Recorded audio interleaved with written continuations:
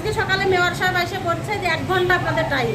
মনে করেন কাল বৈশাখী ঝড়ের মতো ঘাট ধাক্কা দিয়ে বের করে দেওয়ার মতো আমরা এখন রাস্তায়।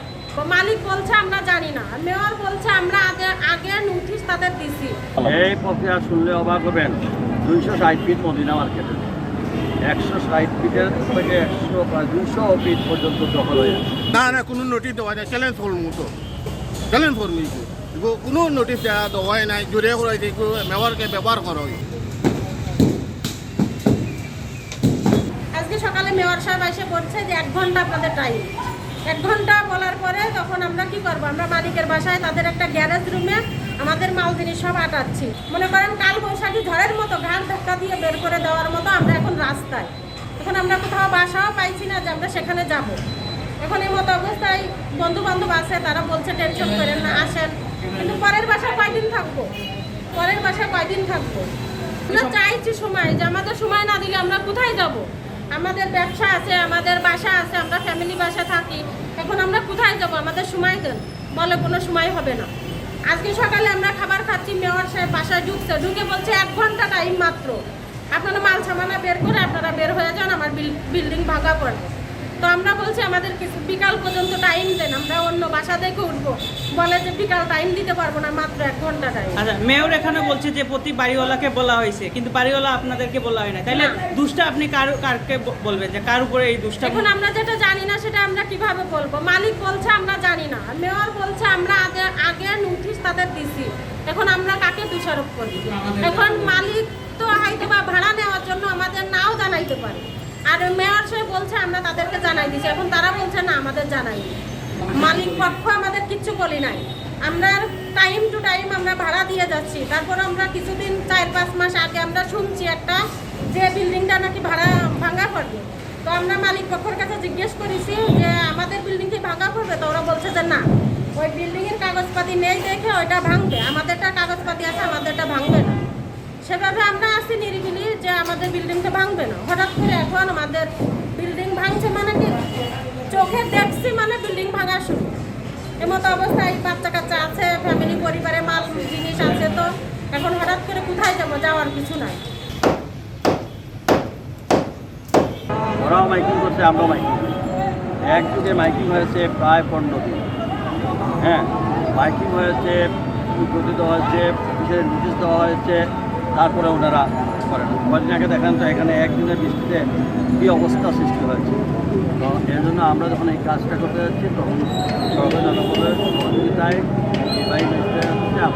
এখন দেখা যায় যারা এইটা এতদিন আমাদের বোঝেন না, নিজেরাই স্বেচ্ছায় বললেন যে না ঠিক আছে, তারা ভেঙে ফেলবে বলে তো ওই আশ্বাস দেয়, তারা কাজ করে। তখন আমরা অ্যাকশন নেই। এই প্রক্রিয়া শুনলে অবাক হবেন। 260 ফিট মদিনা মার্কেটে 160 ফিটের থেকে 200 ফিট পর্যন্ত দখল হয়ে আছে। এখন বলে আসলাম সবাইকে। আমার প্রশ্ন হইল, পাবলিক আজকে এত বছর ধরে এইটা পারে, যারা ডিপার্টমেন্টের এই জমিটা তারা কোথায়? তারা দেখবেন না তাদের জমির উপর স্থাপনাগুলো তৈরি হয়ে গেল, তাও কম হইলে তো এক কথা। এই যে ইনফ্রাস্ট্রাকচার তাদের একদিনে হয় নাই। এখানে দিনের বিরুদ্ধে প্রকাশ্যেই তো বিল্ডিং হয়েছে। কোথায় ছিলেন? আমার মনে হয় ওই সময়ে যারাই থাকুন না কেন, বলবেন অনেকে রিটায়ার্ড করে গেছে, তার জন্য বেটার এইগুলো একটা সরকার এইগুলোতে একটু নজর দেওয়া দরকার, এগুলোতে ডিপার্টমেন্টালি অ্যাকশন হয়। এবং সরকারি জমি তাহলে অধিগ্রহণ করে এই রাস্তাঘাট খুব মানে নেই।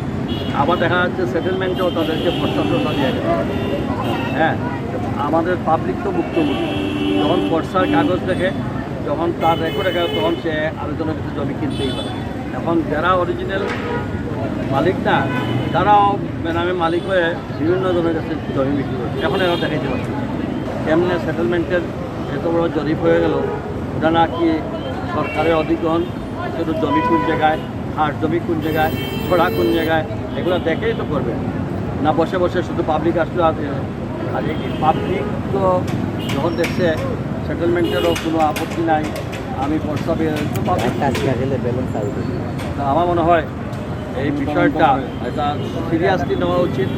আর আমিও দেখতেছি যে আমি আমার সিটি কর্পোরেশন জিজ্ঞেস করতাম যে তোমরা পারমিশন নিয়ে রাখি, তখন তারা আমার কাছে প্লেস করলো যে আপনারা এই দেখেন বর্ষা আছে, তারা দলিল দিচ্ছে, বর্ষা দিচ্ছে, করতেছে। তখন আমরা তো আর জমি মালিক তো আমরা না।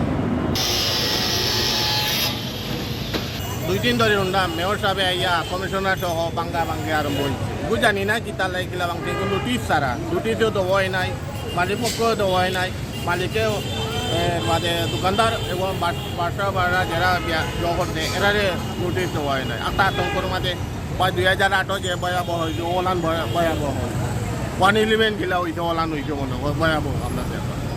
এটা নোটিশ ছাড়া এর বাদে পালাটি এরা বুঝিত হোক না না কোনো নোটিশ দেওয়া যায়, চ্যালেঞ্জ করুন মতো চ্যালেঞ্জ করুন কোনো নোটিশ দেওয়া হয় নাই, জোরে করাইছে মেয়রকে ব্যবহার করা হয়েছে।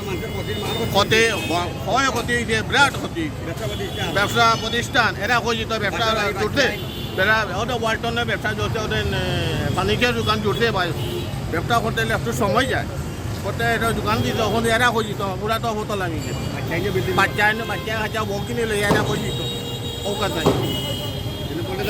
বললে যা লাগে দিত আতঙ্কর মাঝে সময় তো 2 দিন হোক 3 দিন হোক দেওয়া হয় নাই, তারাও তো বললে যা লাগাই কোন সময় আতঙ্ক লাগাই দিব।